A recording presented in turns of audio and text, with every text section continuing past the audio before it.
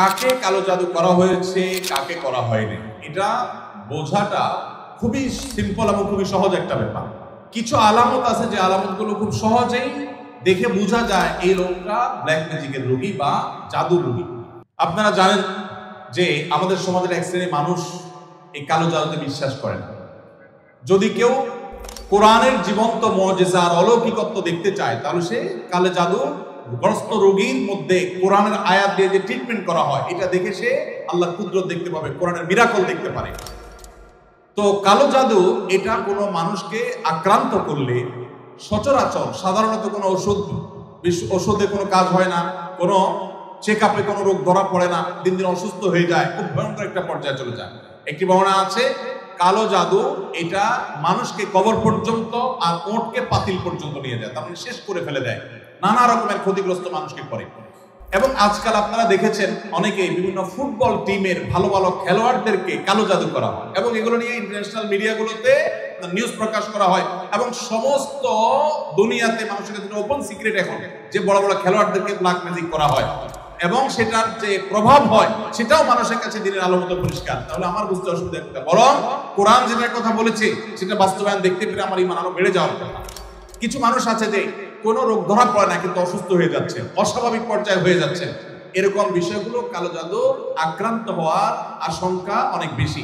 ঠিক একইভাবে অনেকের অতিরিক্ত হাই আসে, অতিরিক্ত সীমাতিরিক্ত হাই আসে। হাই তোলাটা কিছু একটা লিমিটেশন আছে যে এই পর্যন্ত হাই তোলা এটা স্বাভাবিক, কিন্তু যখন অস্বাভাবিক পর্যায়ে পর্যন্ত চলে যাবে তখন সেটা কোনো কোনো ক্ষেত্রে ব্ল্যাক ম্যাজিকের রোগী হওয়ার আলামত থাকে।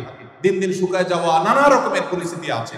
সবচেয়ে বড় পরীক্ষা করার উপায় হলো সূরা বাকারা সহ বিভিন্ন রুকিয়ার অ্যাপ চালু করে দিলে, ভিডিও চালু করে দিলে, তেলাওয়াত চালু করে দিলে যদি এটা শোনার পরে অস্থির হয়, পেরেশান হয়, তাহলে এই লোকটার মধ্যে কালো জাদুর আশঙ্কা অনেক জোরালো, যে সে সহ্য করতে পারে না তেলাওয়াত। একজন সাদা মানুষ মুসলমান সহ্য করে, কিন্তু সে তেলাওয়াত বন্ধ করতে পারে, আজান সহ্য করতে পারে না।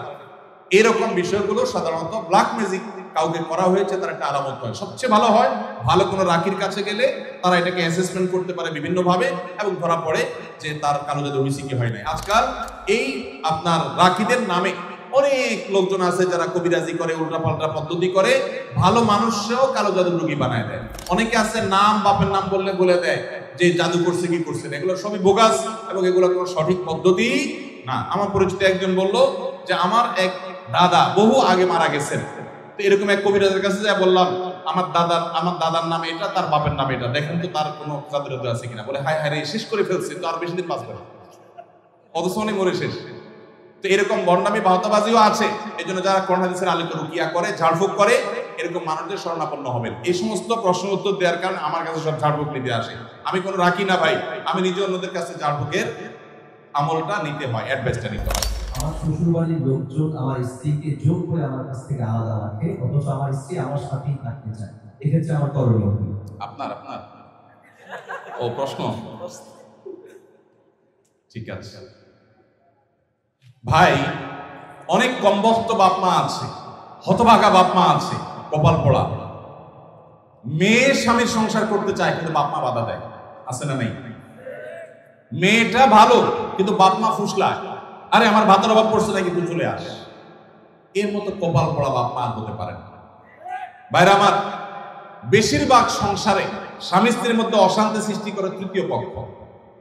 কারা করে? তৃতীয় পক্ষ। আমি এই জন্য বলি, সাক্ষাৎ শয়তান যদি দেখতে চান, একবারে আপাদমস্তক শয়তান, তাহলে স্বামী স্ত্রীর মধ্যে অশান্তি সৃষ্টি করার জন্য যে ভূমিকায় অবতীর্ণ হবে এলো সাক্ষাৎ শয়তানের ভূমিকা অবতীর্ণ হয়েছে। কথাকে বুঝাতে পারছি? শয়তান সবচেয়ে খুশি হয় কোন কাজে জানা আছে আপনাদের? কোন কাজে সবচেয়ে বেশি শয়তান খুশি হয়? কোন সংসার ভেঙে দিলে, স্বামী স্ত্রীর মধ্যে বিচ্ছেদ হলে। আপনারা হাদিস শুনছেন, প্রসিদ্ধ হাদিস, শয়তান তার সিংহাসন পানির উপরে স্থাপন করে এবং শয়তান তার চেলাদেরকে ছেড়ে দেয়। চেলারা সারাদিন আকাম কুকাম করে সারাদিন অপকর্মের পরে ফিরে এসে তাদের দলনেতাকে বলে, আমি একজনকে খুন করিয়েছি, একজনকে দিয়ে আরেকজনকে দিয়ে একটা মিথ্যা বলিয়েছি, আরেকজনকে দিয়ে মাদকাসক্ত করিয়েছি, আরেকজনকে দিয়ে অমুক জেনা করিয়েছি। তখন শয়তান বলে, হ্যাঁ অবশ্যই কিছু না কিছু করেছ। কিন্তু যখন কোন শয়তান এসে বলে একজন স্বামী স্ত্রীর মধ্যে বিচ্ছেদ ঘটায় দিছি, তখন শয়তান বলে তুমি সবচেয়ে বড় কাজ করছো, সে সবচেয়ে বড় খুশি হয়। যে সমস্ত পুরুষেরা মহিলাদেরকে অথবা পুরুষদেরকে উস্কায়, দেখবেন যে অনেক মহিলাকে যায় অনেকে বলে, ভাবি আপনার মতো মানুষের সাথে ভাই রাগ করে কেন? মানে আপনার মতো এত ভালো, এত ভদ্র, এত রূপবতী মানুষটার সাথে রাগ করে যে কেমনে, এত পাষাণ সে কিভাবে হয়? বুঝবেন যে এই লোক হলো সাক্ষাৎ ইবলিস।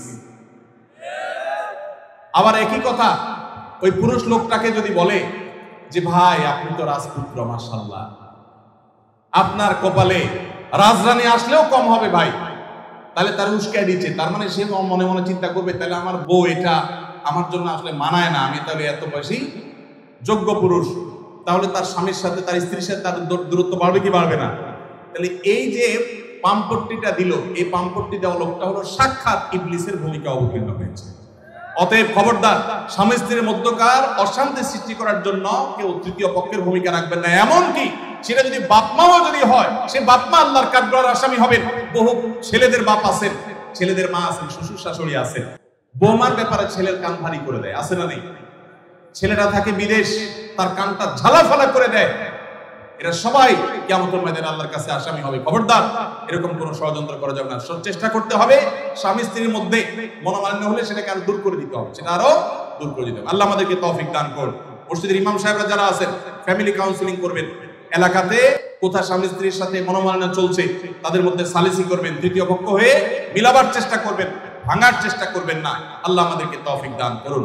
যে মা বাপ তার মেয়েকে ফুসলাচ্ছে স্বামী সংসার না করার জন্য, যৌক্তিক শরঈ কোনো কারণ ছাড়া যদি এটা করেন, তারা কবিরা গুনাহে লিপ্ত হোক। তারা মা বাপ সন্তানকে তারা আল্লাহর নির্দেশ থেকে বাহিরে তারা নিতে চাচ্ছে।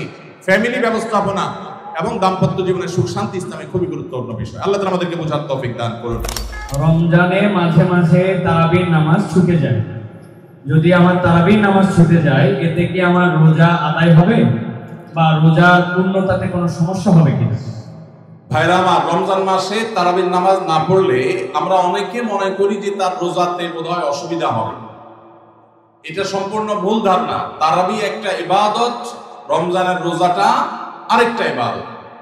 যেহেতু তারাবি না পড়লেও রমজানের রোজা হয়ে যায়, তাহলে তারাবি পড়ার কি আর দরকার আছে? কেন? রোজা তো হয়ে যাবে। আলাদা ইবাদত।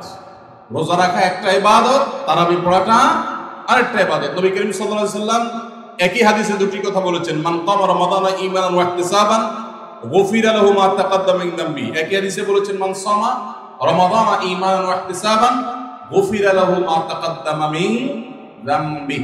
যে ব্যক্তি ঈমান এবং ইখলাসের সাথে রমজানের রোজা রাখবে, আল্লাহ তার পূর্বের গুনাহ মাফ করবেন। যে তারাবি পড়বে, তারও পূর্বের গুনাহ মাফ করবেন ইনশাআল্লাহ।